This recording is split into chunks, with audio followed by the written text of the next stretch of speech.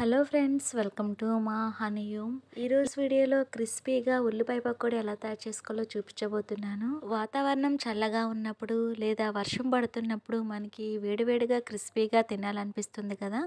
బయట కొనే పని లేకుండానే 2 ఉల్లిపాయలతో కరకరలాడుతూ ఎంతో రుచిగా ఉండే పకోడీ ఎలా తయారు చేసుకోవాలో చూసేద్దాం. సో ఇంక లేట్ చేయకుండా వీడియోలోకి వెళ్ళిపోదాం. పకోడీ తయారీకి ఎడల్పాటి గిన్నెలో ఇలా పొడవుగా కట్ చేసుకున్న 2 ఉల్లిపాయలు వేసుకోవాలి. ఇప్పుడు చేత్తో ఉల్లిపాయలని విడివిడిగా చేసుకోవాలి. ఇలా చేస్తున్నప్పుడు మరీ గట్టిగా చేయకండి, జస్ట్ పైన అనండి. మరీ గట్టిగా కలిపినట్లయితే ఇందులో నుంచి నీరు అనేది ఎక్కువగా ఊరి శనగపిండి క్వాంటిటీ అనేది ఎక్కువ పడుతుందండి. తర్వాత కారానికి సరిపడా పచ్చిమిర్చి వేసుకొని 1 టీ స్పూన్ జీలకర్ర వేసుకోవాలి. ఇందులో ఇప్పుడు 1 కప్పు శనగపిండి వేసుకోవాలి. సగానికి పైగానే వేసుకొని కొంచెం పక్కన పెట్టుకోండి. అలానే పకోడీ క్రిస్పీగా రావడానికి 1/2 కప్పు బియ్యం పిండి వేసుకోవాలి. ఇలా 2 పిండిలు వేసుకున్న తర్వాత పకోడీ క్రిస్పీగా గుల్లగా రావడానికి 1 టీ స్పూన్ నూనె వేసుకోవాలి. ఇప్పుడు ఈ పిండి అంతా ఉల్లిపాయల్లో కలిసేలాగా నెమ్మదిగా కలుపుకోవాలి.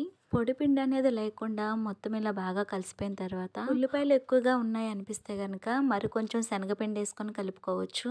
ఈ విధంగా కలుపుతున్నప్పుడు ఇందులో ఇప్పుడు రుచికి సరిపడా ఉప్పు వేసుకొని కలుపుకుంటా ఉంటే తేమ అనేది బయటకు వచ్చి పిండి కూడా బాగా కలిసిపోతుంది. పిండి మరీ గట్టిగా ఉంది అనిపిస్తే కనుక 1 లేదా 2 టేబుల్ స్పూన్ల నీళ్ళు వేసుకొని కలుపుకోవచ్చు. నేను తీసుకున్న 2 ఉల్లిపాయలకి 1 కప్పు శనగపిండి అయితే సరిపోయింది. నీళ్లు ఏమాత్రం ఎక్కువైనా సరే పిండి జారుగా వచ్చినా సరే పకోడీలు మెత్తగా వస్తాయి. పిండి కలుపుకున్న వెంటనే ఏమాత్రం లేట్ చేయకుండా పకోడీ వేసుకోవాలి. లేదంటే పిండిలో నుంచి నీరు కొంచెం కొంచెంగా ఊరుతూ పిండి అనేది లూజ్ అయిపోతుంది. ఇప్పుడు స్టవ్ పైన కడాయి పెట్టుకొని తగినంత నూనె వేసుకొని వేడి చేసుకోవాలి. నూనె బాగా కాగిన తర్వాతనే పకోడీ వేసుకోవాలి. ఇలా డీప్ ఫ్రై ఐటమ్స్ చేసినప్పుడు ఎప్పుడు కూడా ఫస్ట్ కొంచెం వేసుకొని ఫ్రై అయిన తర్వాత ఉప్పు కారాలన్నీ సరిపోనియా లేదని టేస్ట్ చెక్ చేసుకొని మిగతా వేసుకోవాలి. నూనె కాగిన తర్వాత ఈ విధంగా పకోడీ వేసుకొని మంట మీడియం ఫ్లేమ్ లో పెట్టుకొని ఫ్రై చేసుకోవాలి. మరీ ఎక్కువ మంట పెట్టి ఫ్రై చేసుకుంటే గనక ఇవి క్రిస్పీగా అవ్వకముందే పైన త్వరగా కలర్ మారిపోతాయి. పకోడీ వేసిన వెంటనే కదపకుండా కొంచెం సేపు అలా వదిలేసి తర్వాత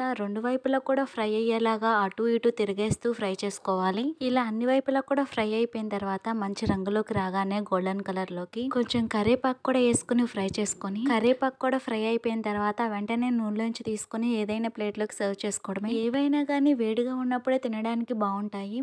ఇవి గట్టి పకోడీ కాబట్టి కొంచెం చల్లగా అయినా సరే తిన్నా సరే మనకి క్రిస్పీగానే ఉంటుంది.